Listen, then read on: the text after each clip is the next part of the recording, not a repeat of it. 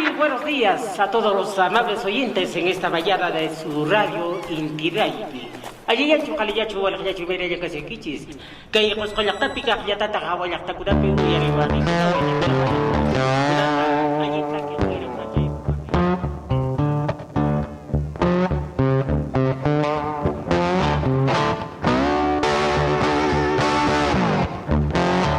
Los recuerdos son lazos que unen y aferran a las personas, forjan vínculos y armonizan la conciencia. Sean todos bienvenidos a El primer y último día, un podcast donde vos sos parte.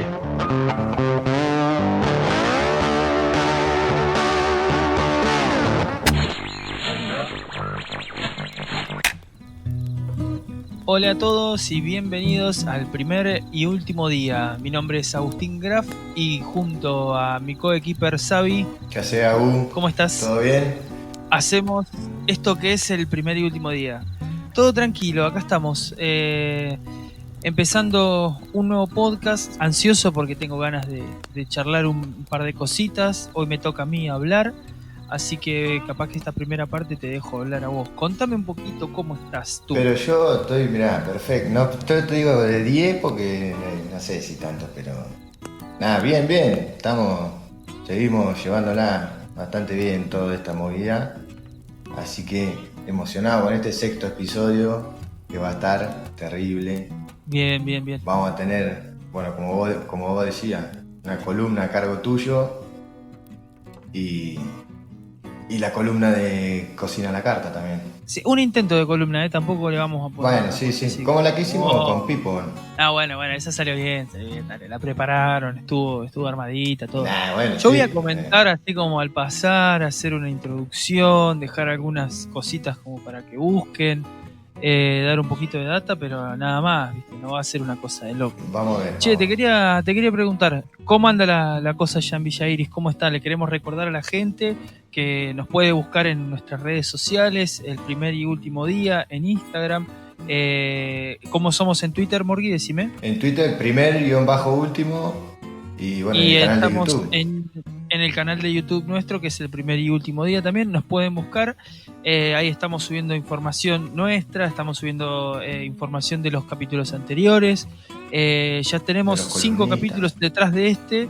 Así que bueno, si están escuchando por primera vez este podcast, ya pueden ir a revisar los 5 capítulos anteriores que están buenísimos. Tenemos entrevistas, columnas de filosofía, de veganismo, de cine, de cocina, de todo. Hoy tenemos la segunda columna de cocina con Donato. La segunda edición. Linda. Que bueno, está buenísimo. Nos reímos un montón, la pasamos re bien en la grabación también. Así que bueno, le queremos decir a todos los que nos están escuchando que bueno, vayan al canal de YouTube, nos buscan en Spotify también, El primer y último día, ahí van a encontrar todos nuestros datos. Y un chivito más que quiero tirar para el pod, toda la gente que está escuchando, recuerde que puede mandarnos su microrrelato. Es muy importante para nosotros también tener ese espacio para que ustedes se puedan expresar, que puedan contar una experiencia, que puedan contar una pequeña historia que ustedes quieran, o que puedan contar el día, cómo se levantaron el día que están grabando ese microrelato, si están de buen humor, si están de mal humor, si le pasó algo. Así que nada, pueden ir contando todo eso. Así que bueno, nada, ese es el último chivito que tiro. De una. Bueno, también hay que ya anticipar que bueno, la pregunta que guía este podcast son los fracasos culinarios exactamente, que va a ser parte de la columna, la segunda edición de Donato. Así que se queden escuchándonos, que hay respuesta del público también, que eso está bueno porque cada vez se suman más. Así que un aplauso para ellos. Bravo. Y bueno, no sé, Agu, ¿vos querías decir algo más? Sí, la columna, el vivo de Instagram que hicimos el sábado también. pasado con Mika, también tenemos en nuestras redes el Mundial de Series, así que vayan a nuestro Instagram, van a poder competir y van a poder votar por su serie favorita y que Voten su bien. serie salga campeona. Así que bueno, Aguante los Voten a Simpsons. Vikingo, No, vamos. mentira. No están los Simpsons. No, ¿Qué no pasó está. ahí? Y Pero bueno, no. nada. Es de Netflix, me parece, nomás el campeonato.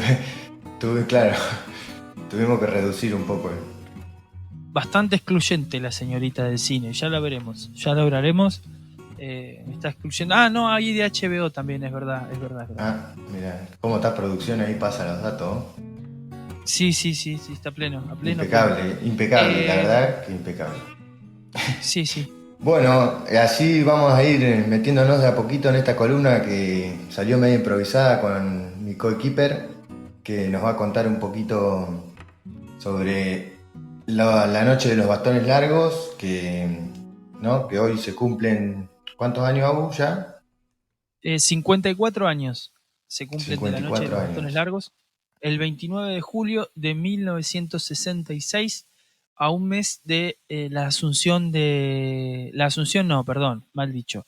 De el derrocamiento de Arturo Illia del gobierno y la instauración de una nueva dictadura militar en la historia argentina, la dictadura de Juan Carlos Onganía. Exacto. Bueno, para comprender un poquito lo que pasó esa fatídica noche en la historia argentina, la historia universitaria argentina también, que es también muy importante recordarlo,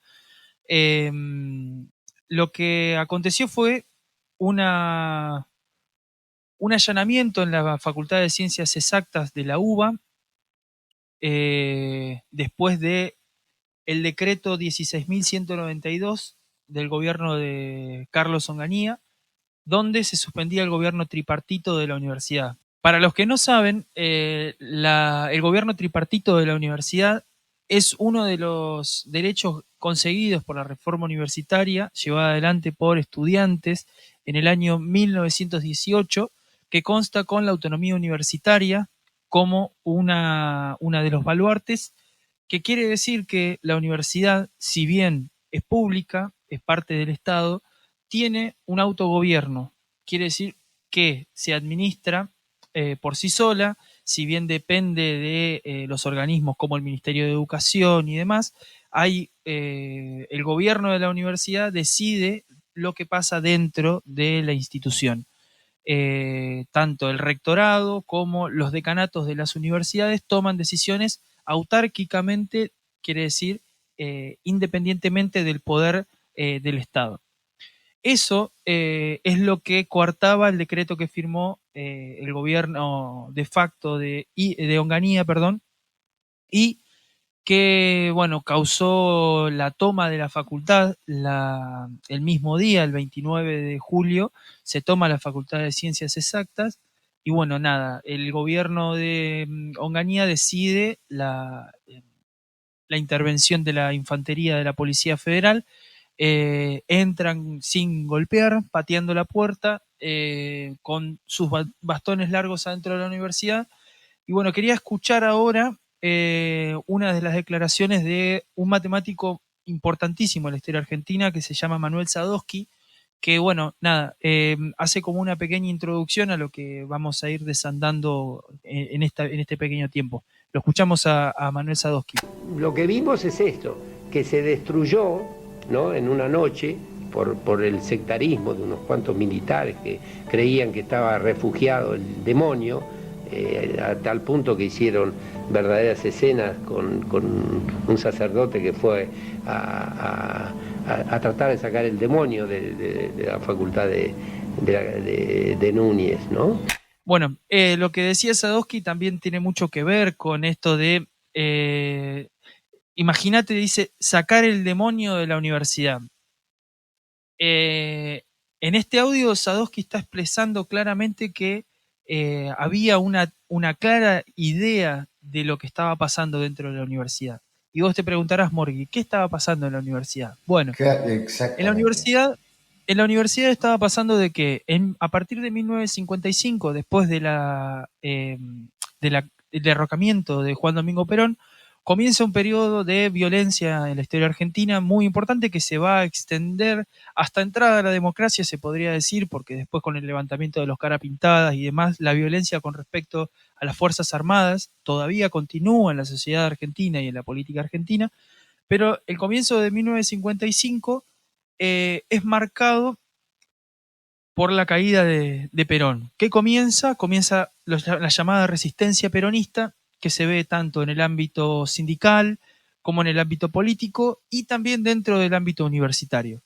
Este ámbito universitario, la dictadura del 55, fue bastante benevolente con, por así decirlo, con las autoridades de la universidad porque no restringió la autonomía universitaria. O sea, se siguió trabajando de la misma manera, sin ningún tipo de restricciones, bajo distintos gobiernos dictatoriales, obviamente, porque recordá que del 55 al 58 tenemos dictadura, asume Frondizi, después tenemos otra vez dictadura, asume Ilia, y bueno, y después viene Onganía en el 66. Entonces, en ese periodo de tiempo del 55 al 66, son 11 años, la Universidad de Buenos Aires fue a nivel americano, sudamericano y latinoamericano, de las mejores universidades. Estaban brindándose cursos muy importantes.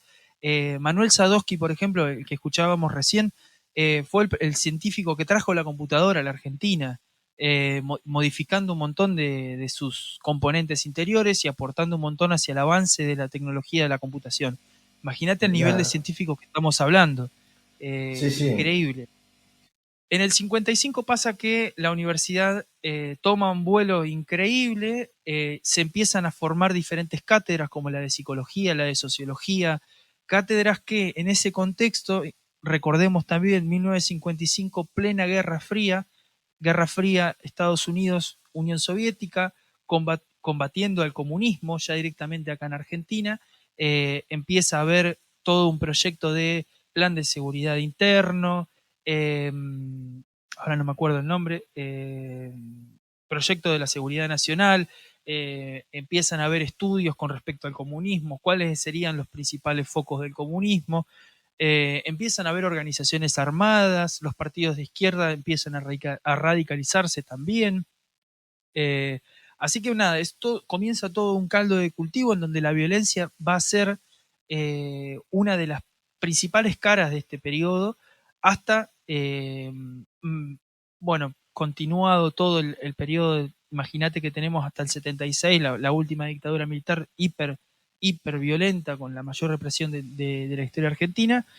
Sí, hasta el 82. Entonces, bueno, todo ese caldo de cultivo, la formación de las nuevas cátedras de sociología y demás, como que abrió todo un periodo de nuevas ideas, de reflote de nuevos pensamientos. Aparecen carreras como sociología que era muy disputada por partidos de izquierda en el mundo. Las grandes mentes intelectuales en ese contexto, hablamos de Sartre, por ejemplo, hablamos de Heidegger, por ejemplo, también la gran mayoría eran de izquierda. Entonces, nada, era un caldo de cultivo que llegó a culminar en el gobierno de Onganía. Ya hablando particularmente de 1966, la dictadura de Onganía tiene la característica de que las dictaduras post-peronismo eran dictaduras que venían a directamente combatir el peronismo, venían a plantar una barrera antiperonista y venían a, por así decirlo, mediar el termómetro entre sectores hiperconservadores de la sociedad y los sectores más afines del peronismo, ¿no? Entonces, Claro. cuando llegamos al 66 vemos una dictadura que se consolida con un plan político. ¿Por qué digo esto? Porque esta dictadura básicamente plantea un plan de gobierno, plantea momentos, un momento político, un momento económico, un momento social. Eso no se había visto nunca en ninguna dictadura y también plantea una cuestión que tenía que ver con el anticomunismo. Se plantea una persecución hacia directamente todo aquel que represente ideas del comunismo, por ejemplo, eh, todo aquel que ahí empieza todo el tema del pelo largo, empieza todo el tema del subversivo, empieza todo el tema de todo aquel que se identifique con lo antisistema o todo el orden establecido. Eh, Ya queda la mira, Todo digamos. eso empieza ahí en el gobierno de Onganía, empieza en el gobierno de Onganía a tomar mucha fuerza, muchísima fuerza. Y bueno, una de las primeras medidas es lanzar este decreto 16.192, que bueno, básicamente lo que decía Onganía era que la universidad era un nido de comunistas y que había que atacarlo y que había que cortar de raíz esa víbora que era un germen dentro de la sociedad argentina. Con la Noche de los Bastones Largos, se llamaba Noche de los Bastones Largos porque la gente que salía del edificio, si no era agarrada por la policía cuando salía, era golpeada con bastones, los bastones largos en ese momento de la infantería, era golpeada en la cabeza, era golpeada en el cuerpo, en el pasillo de Sactas hacia la calle, creo que es Perú, si mal no recuerdo. Cuando la gente salía por el pasillo eran golpeados, golpeados, golpeados, y por eso quedó la llamada Noche de los Bastones Largos. Hay muchísimas fotos en internet. Hay una foto de Sadowski con la cabeza toda llena de sangre. Él en ese momento era vicerrector de Sactas.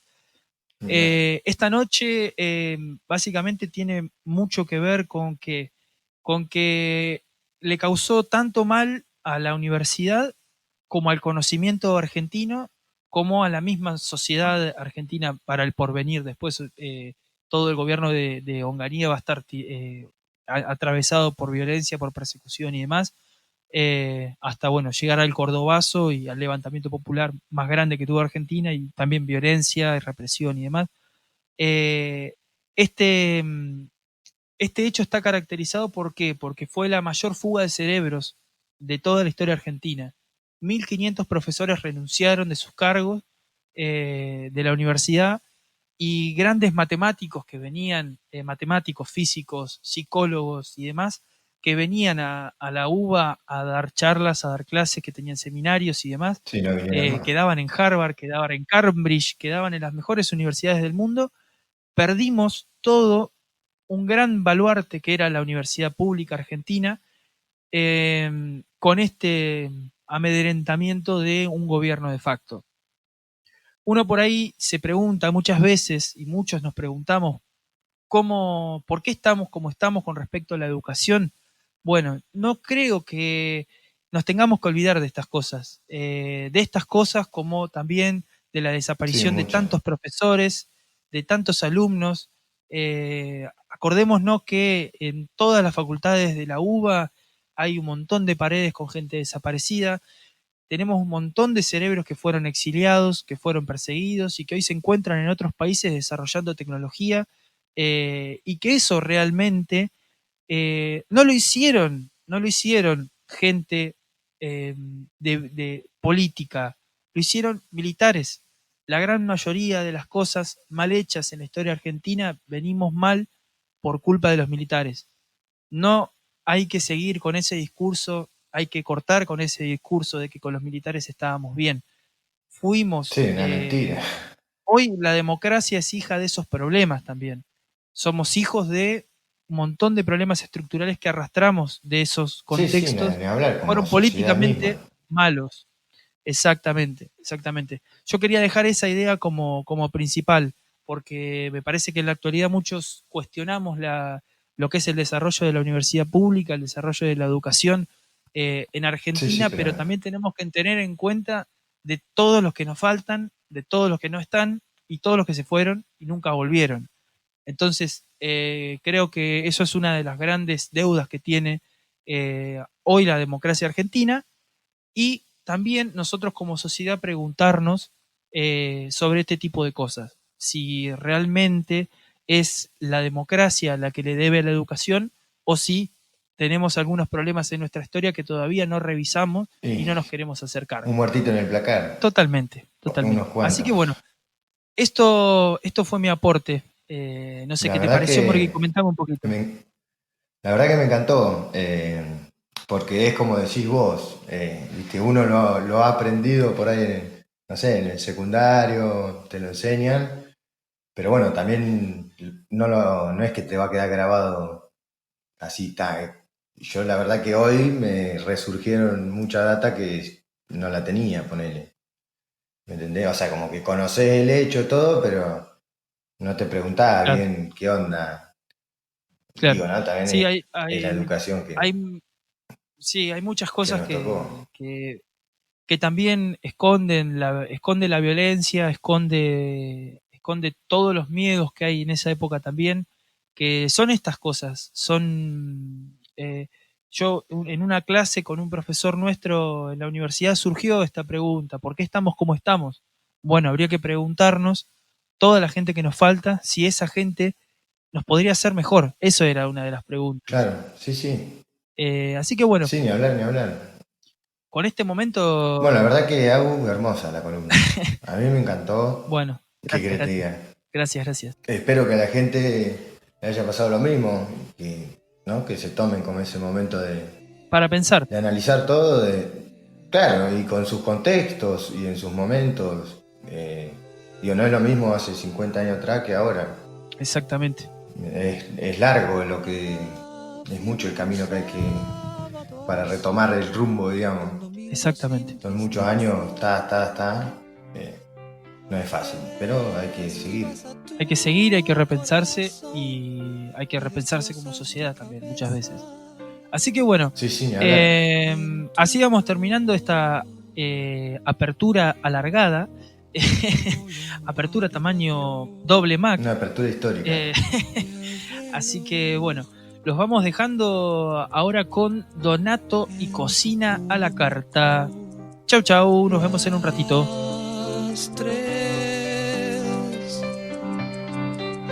El sueño de un sol y de un mar y una vida peligrosa, cambiando lo amargo por miel y la gris ciudad por rosas, te hace bien tanto como hace mal, te hace odiar tanto como querer y más. Cambiaste de tiempo y de amor y de música y de ideas. Cambiaste de sexo y de Dios, de color y de fronteras, pero en sí nada más cambiará. Y un sensual abandono vendrá y el fin, y te vas el caño a tu sien, apretando bien las muelas, y cierras los ojos y ves todo el mar en primavera. Bam, bam, bam. Hojas muertas que caen siempre igual. Los que no pueden más se van. La, la, la, la, Bastones largos, mentes cortas.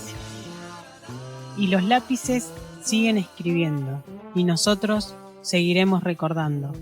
Porque la historia no la escriben los tímidos, la escriben los que luchan, los que rompen con los paradigmas.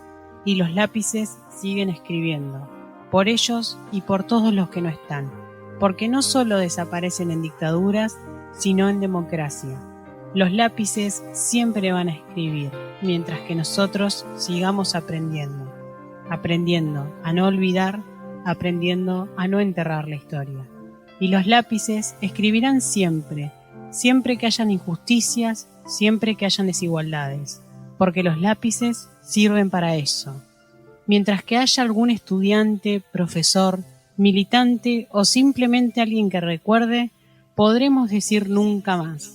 Nunca más a la fuga de cerebros, nunca más a la violencia política. Los lápices escribirán siempre, en las paredes de cualquier rincón de la Argentina, nunca más.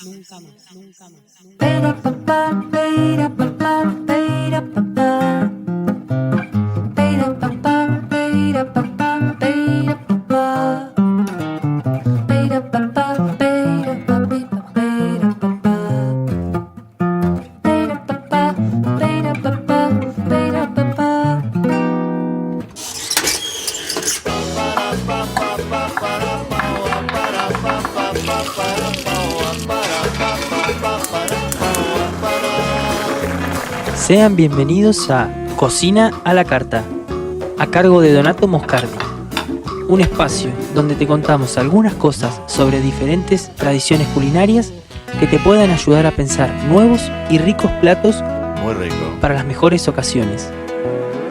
muy rico todo.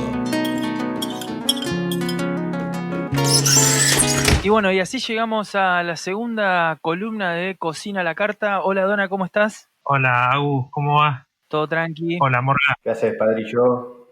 ¿Todo bien? Todo bien, todo mejor que bien. Bueno, mejor así. Bueno, hoy tenemos una columna especial de errores culinarios o fracasos culinarios. Fracasos.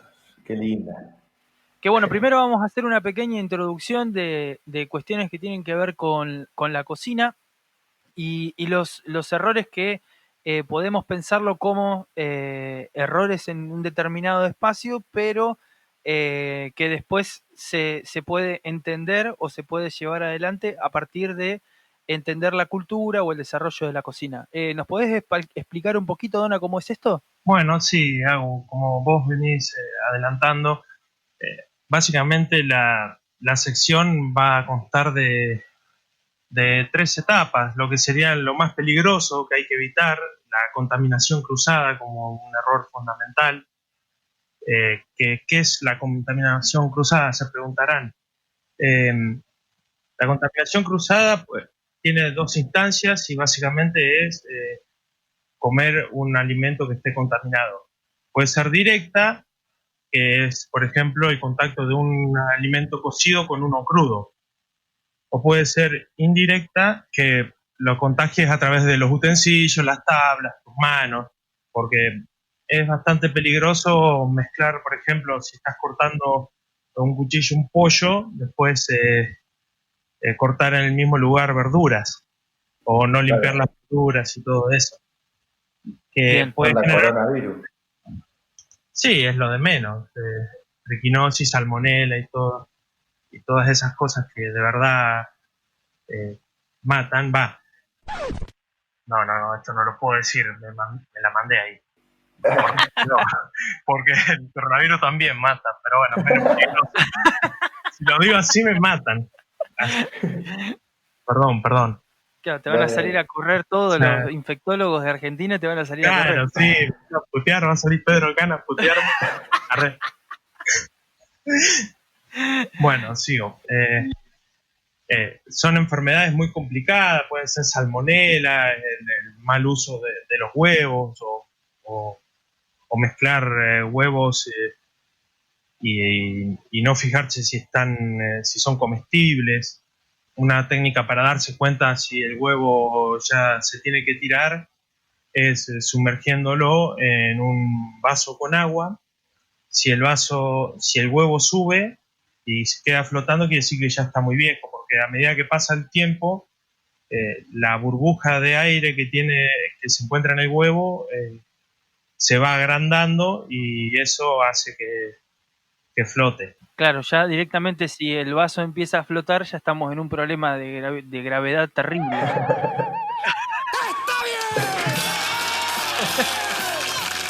Estamos en una zona de antigravedad terrible. Y la indirecta, claro, sería si usás un cuchillo, ponerle, no sé, para cortar carne y después lo usás para las verduras. Es lo más peligroso. De una, claro. Porque, o las manos, o la misma tabla, porque no siempre todo el mundo tiene una tabla para verduras, otra para carne. Y muchas veces cuando cocinás habitualmente, hay mucha gente que no las lava o no limpia bien los vegetales, porque eso también puede ser una posibilidad de una contaminación cruzada, que es bastante grave. Lo más recomendable es tener una buena higiene en lo que es la cocina. Claro. De una, Limpiar claro. todo ni bien lo terminas de usar. Limpiar los vegetales, limpiar los utensilios, los cuchillos, las tablas, Bien. todo eso. Otra cosa, siempre los productos que son de heladera, mantenerlos en la heladera, no cortar la cadena de frío, todo Claro. ese tipo de cosas también son importantes. Sí, eso es... Claro, siempre- pero no son no por contaminaciones cruzadas, digamos. Es Claro. otra. De cierta forma sí, porque básicamente la contaminación directa es entrar en contacto un producto que esté contaminado o esté crudo con algo cocido. Claro. Si vos, por ejemplo, tenés mayonesas, productos cárnicos y todas esas cosas las dejás afuera o tiene una baja cadena de frío, te puedes contaminar igual. Siempre Claro, dependiendo claro, sí, de para qué la uses. Porque la carne realmente aguanta más porque una vez que lo cocinás, mata las bacterias y todo eso. Pero por eso, por ejemplo, el cerdo, que es algo de lo que vamos a hablar más adelante, hay que cocinarlo completamente porque acá en Argentina hay mucho peligro para lo que es la triquinosis. Entonces no hay posibilidad a que haya algún punto en el cerdo. Siempre tiene que ser cocido, por si las dudas, porque Claro. eso no es algo que pueda salir solamente Claro. teniendo suerte. De una. Bueno, pero por ahí, con la suerte, alguno habrá descubierto algo en algún momento también, Sí, ¿o no? claro, eso es algo bastante interesante, como están los errores de contaminación cruzada, que es lo más peligroso, y después tenés los errores más bien socioculturales. Errores que en algunos lugares son errores y en otros lugares son Claro. aciertos o son parte de su cultura. Dependiendo en qué zona geográfica esté y qué cultura, son considerados algunos errores y otros no, sería. El mejor caso de un error que trascendió a todo el mundo prácticamente fue el pan. El pan que todo el mundo come Mira, nació antes del 3000 antes de Cristo. Se comía panes muy chatos, panes sin fermentación, porque no había sido descubierta la levadura, pero por ejemplo, cuando en el 3000 antes de Cristo, en los egipcios, para no desechar pan y no desechar la masa del día anterior, mezclaron una masa nueva con una masa del día anterior y esa masa había fermentado, lo que provocó que después haga trabajar el gluten y se diera el primer pan inflado, esponjoso, como... claro. Y a partir de ahí Mirá, todo el mundo come pan de esa forma, claro. salvo los panes destinados a ser chatos, como, no sé, en la comida árabe o el pan pita. ¿El pan cómo era? El pan pita, que es un pan más chato. Pampita. Sí, parece gracioso porque es como la modelo. Pan pita. Pan pita, separado. No es pan. Como el de los Claro. juegos de la... Claro.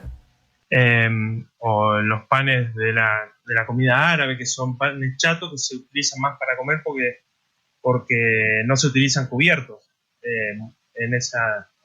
especialmente en la cocina árabe o judía. Entonces todos comen con pedazos de pan muy finos, pero bueno, Claro, como si fueran masas de taco. claro, un poco más gruesas, pero sí. Claro, sí, bueno, sí, más forma Ese- pan, pero de una. Y ¿Y algún otro así que sea conocido o algo? ¿O que haya diferencia? un caso que nos toca bastante a nosotros es la concepción de la pizza en diferentes lugares. Porque, por ejemplo, vos lo ves desde la perspectiva de los italianos, de donde se originó la pizza original. La estrella de la preparación es la masa y en una segunda instancia es la salsa. Y lleva muy pocos ingredientes, poco queso. La pizza napolitana mide 3 milímetros, salvo el conchiglione, que es el borde de la pizza, que es muy grande. Después lo que es una el semitarta. látigo es finita. Y desde nuestra perspectiva, la estrella de la pizza es el relleno, lo que le echás. Vos a un italiano, un napolitano, le mostrás, no sé, la pizza a caballo, que todo el mundo la comió, que es masa, salsa, queso, panceta, huevo frito, y es una aberración. Claro, claro. Y sin embargo, acá es una pizza muy pedida. Ni hablar, claro, depende de la cultura y la zona. O, por en la ejemplo, que la estamos. comida judía, además del conocido que no comen cerdo, lo que me impresionó mucho, que no sé cómo pueden vivir así, pobre gente, pero nada, no les debe importar, pero es no poder mezclar productos lácteos con productos cárnicos. Y cuando los Mira. comen, tienen que haber una diferencia de 2 o 3 horas. Por ejemplo, si vos comés un pedazo de carne, no podés comer helado de postre. Claro, tenés que esperar 3 horas y después. Claro, una boloñesa, por ejemplo, que vos decías rogar la cebolla con manteca, porque a muchos les gusta más, porque es más No rico. podés.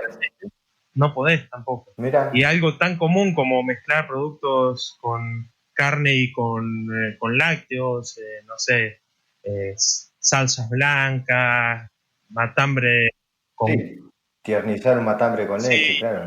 No sé. y después hacerlo con matambre a la pizza. Ni hablar, claro. Todo eso ellos no lo pueden concebir. Y eso es rarísimo, como lo que es un error en un lugar del mundo, en otros lugares son cosas totalmente comunes. Otra cosa que no pueden hacer es comer preparaciones que contengan sangre.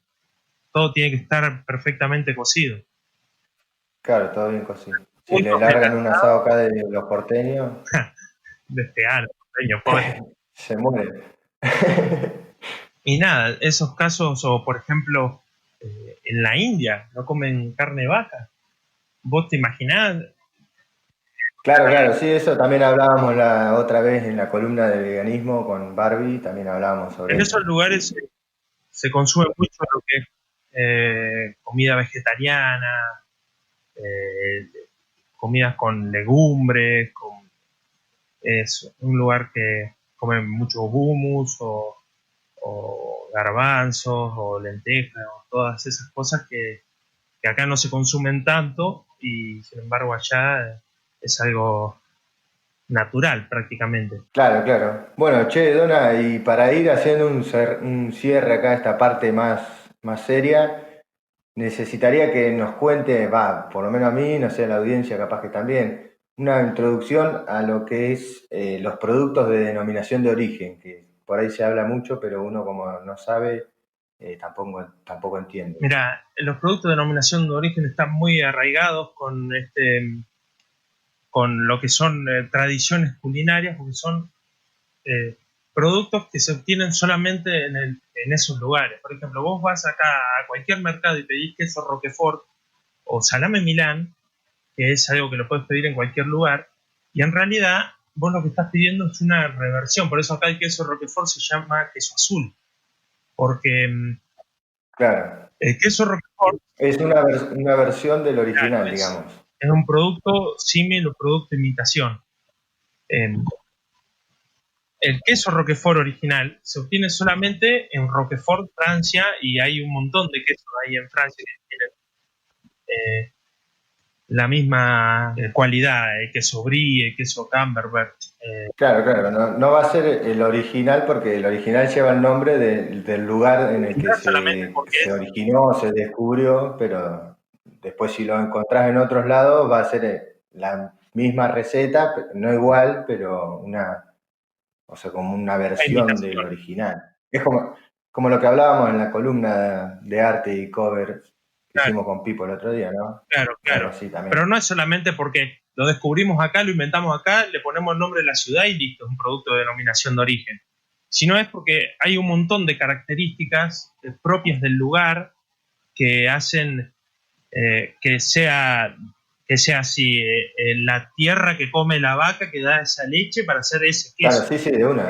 Todo, exactamente. La cantidad de alimentos, porque no en todos lados hay un montón de alimentos o la misma clase de vaca. Entonces hay un montón de situaciones y de cualidades del entorno que hacen que sea que tenga sentido darle a un producto denominación de origen. El Malbec argentino es un producto de denominación de origen de nuestro país, porque lo pueden hacer en muchos otros lugares, Claro. pero no es igual. Sí, no va a ser el mismo Malbec que en otro. Es una distinción de calidad. De una. Al toque. Bueno, Doni, ahora volviendo a los errores, vamos a pasar a la pregunta que guía este podcast, que es ¿cuál fue algún error garrafal que hayas cometido en base a una anécdota, ¿no?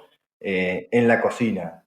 Así que primero quiero uno tuyo, además de que yo ya la conozco, pero para que le cuentes a la gente. Mira, yo... El peor. Claro. El que más vergüenza te dé. O el que decís, nunca me pudo haber pasado. Que lo ves hoy y decís, no puede ser. Sí. Sí, ni hablar. Esto pasó cuando ni bien me fui yo a Bahía Blanca, al lugar donde vivo actualmente, no por esta pandemia, pero vivo todos los años. Y yo me fui a una residencia donde estuve viviendo con vos y otros 10 pibes. El placer de vivir conmigo. Sí, un placer bárbaro. No, y nada, yo no había hecho nunca en toda mi vida, había cocinado nada para nadie. Me cocinaba siempre mis padres, jamás, siempre había alguien en casa, cosa que nunca en mi vida había cocinado nada. O sea, nunca nada. Fui con 3 consejos, así como cada vez que pongas a hervir agua, echale sal. Y claro, además de haber sido un exagerado, porque llené una olla de 2 litros de agua, la llené hasta el tope y le eché sal, yo iba a hacer salchicha. No iba a hacer fideos o arroz. Pero bueno, era la única premisa que tenía a nivel culinario. Era, no importa que haga, vos le echás sal al agua. Y yo le consultaba ahí a los chicos, a los mayores, a vos, que son más grandes que yo, al negro, que no le gusta nada boludear a la gente. Bueno, yo me reí también, tengo que decirlo. Si me hubieran preguntado lo mismo, también le hubiera contestado lo del negro. Entonces le pregunté al negro si le tenía que echar al agua cuando cocinara salchicha. Y el negro me dijo, sí, ¿vos le echás sal cuando cocinás fideo? Sí, y bueno, y ahí estuvo. Cociné en un litro de agua, 3 salchichas. Ahí fue el primer gran fracaso. Muy bueno fue. Yo tengo que aclararle a la gente que vivimos 3 años juntos con él. Tengo un par más para contar, pero lo vamos a dejar ahí. Voy a contar una mía. Para que quede registro de audio. Igual el Morga es uno de los mejores cocineros amigos míos que conozco. Debo admitir que yo cocino gracias al Morga. Porque nada, me hizo lavar plato. También. Eso ya lo vamos a contar otro día. No, la mía, que también igual fue media intencional, digamos. Éramos conscientes. Íbamos a freír papas con Aitor. Voy a dar el nombre, pero no el apellido, por las dudas. El aceite ya estaba caliente, las papas estaban adentro de la espumadera, cosa de que si no nos salpiquemos cuando las tiremos. Pero cuando fue a apoyarla y cayó la primera gota de agua, vale aclarar que las papas estaban súper húmedas. Súper congeladas, salían de la heladera y iban al aceite hirviendo. Sí, no, congeladas no, estaban mojadas. Y cayó la primera gota de agua y vimos que hizo unas burbujas muy piolas, así como wow. Y se nos ocurrió tirarla de una, así que prendió fuego, una pelota de fuego de aceite, salpicamos toda la cocina, los azulejos, nos pegamos un susto bárbaro también, pero después del rato nos reíamos y después llorábamos porque teníamos que limpiar, así que... ¿A qué hora tenían que hacer eso? No me acuerdo qué hora era, pero era a la cena, a las 9 de la noche, algo así. Yo tenía el recuerdo de que se había prendido fuego algo con algo culinario, una vuelta del club, pero ¿viste? No. No, ahí yo no estaba. Hay video de eso. Puede ser. Che, bueno, Dona, la verdad que un placer haber hecho esta segunda columna. Ya tendremos posibilidad de otra. Así que bueno, gente, quédense acá en el primer y último día. Adiós. Soy de barrio, yo soy mi jefe, mi horario. Siempre ando con mi ñera y con mi warrior. Vos tenés calle, yo tengo escenario. Llegamos con los guachos, ropa sucia, olores cabio. No me caigo, no tengo jefe ni horario. No acepto ofertas de ningún mercenario. Yo me forjé en la jornada de barrio. Llegaban los guachos, ropa sucia, olores cabio.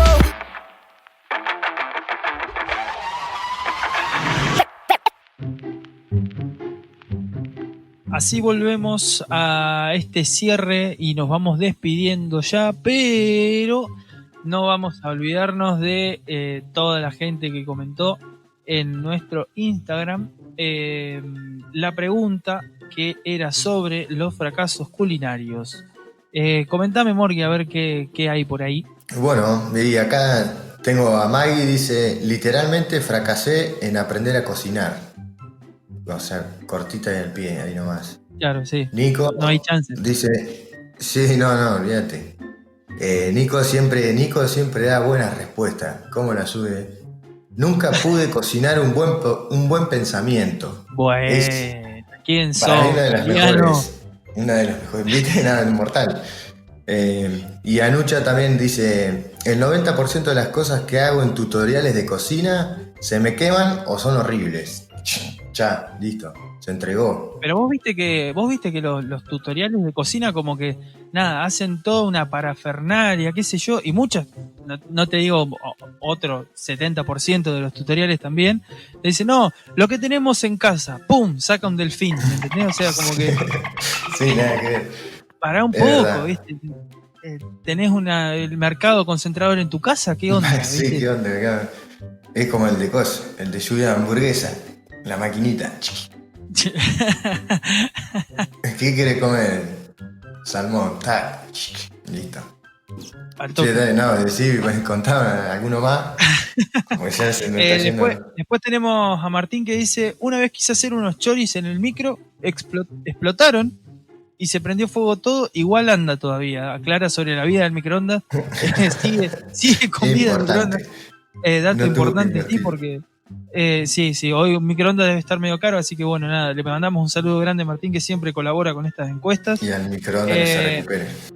Nuestro editor también dice, el más reciente, unas hamburguesas de berenjena me quedaron saladísimas, me las comí igual.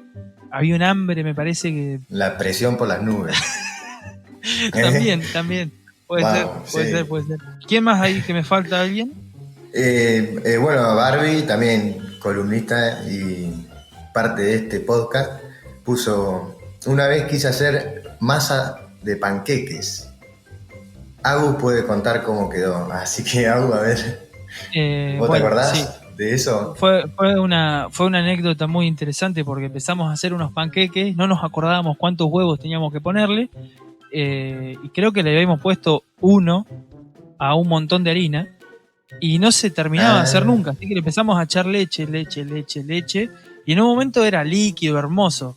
Yo no tenía una sartén así como de teflón ni nada. Le tiré el primer panqueque, se recontrapegó, no salió nada. Tiro de vuelta, no, capaz que está fría. Empecé a tirar, no, nada. Seguimos echándole leche, era cada vez más grande el bol y no alcanzaba nada, era una cosa de loco la cantidad de masa que habíamos hecho y al final y al cabo lo terminamos tirando en el inodoro. No. En el inodoro, encima. Sí, fue muy... Bueno, se puede decir que fue un fracaso compartido, porque yo conté, en la columna de Donato conté la mía, pero vos no contaste nada. No. Después tengo otra más que está buenísima también. Bueno, te voy a leer lo que puso Mica y después me contás. Dale. Mica dice, hacer el puré de papa con leche rancia, incomible. Me imagino que sí, porque no debe haber cosa más asquerosa que... Ay, Dios. Hay un lácteo vencido, claro. No, agrio. Bueno. Igual, Faltó la aclaración de atrás del todo que diga, como la de Pipo, me lo comí igual. Eso hubiese sido muy épico igual. Si se hubiese comido eso igual. sí. No. A mí me pasó una picante, en vez de saladísima, picante, un tuco con un arroz. Donato estaba también. Fue el único que se pudo terminar el plato. Yo comí la mitad y no lo podía tragar, boludo, lo picante que estaba. No sabés, no, bueno. La anécdota que tengo es haciendo también un guiso de arroz, ¿viste? Barbie tampoco comía guiso. Y le digo, no, vamos a hacer un guiso, vas a ver que me sale riquísimo, qué sé yo. Bueno, me puse a preparar el guiso, todo, y puse el arroz y el arroz empezó a largar un montón de almidón y no, en vez de cocinarlo antes al arroz aparte y lo puse en la misma salsa, que se hizo un pegote horrible, Claro. se terminó pegando todo en la olla. Nada, yo recaliente quería tirar la olla por el balcón, más o menos.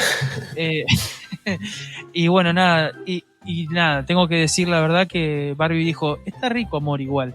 Pero la verdad que era un desastre. Era un desastre absoluto. Era para sentir un poco. No, me hacía sentir peor porque yo sabía que estaba mal. Sí, pues te medio como de lástima, ¿viste? Le voy a decir que está bueno. Claro, sí. Dijo, está mal, pero no tan mal. Qué bocote, boludo. Bueno, así que bueno. Lindos fracasos igual. Sí, Siempre se aprende algo de esos fracasos. Era un momento para exteriorizar todos nuestros errores en la cocina y bueno, yo también tengo un montón de errores más también después en la época del restaurante y demás, que bueno, no vale la pena recordar un montón de cosas. No andar quemando facturas y eso. No. Sí, no. Pero bueno, un lujo. Nada de eso. Igual. Un lujo. Che, bueno, loco, así vamos terminando este nuevo capítulo, este nuevo podcast. Más que agradecido con toda la gente que participó. Y bueno, sigan participando, sigan mandando sus microrelatos que son de mucha ayuda para nosotros y nos encanta también que participen. Así que nada, los vamos dejando hasta el próximo miércoles. Te mando un abrazo muy grande, amigo. Hermanito. Cuídate mucho. Vos igual, nos estamos viendo. Dale, nos estamos viendo y nos estamos viendo con gente. ustedes en las redes sociales y en todos nuestros medios. Un beso grande para todos. Chau.